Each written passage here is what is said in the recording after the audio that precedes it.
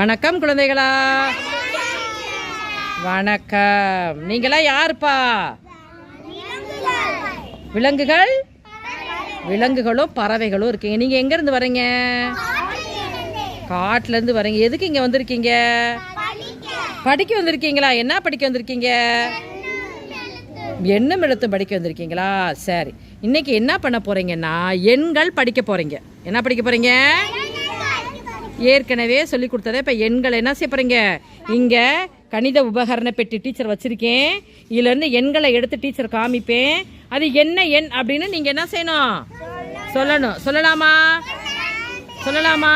யுகப்பிரியன் சொல்வீங்களா? Very good. சரி,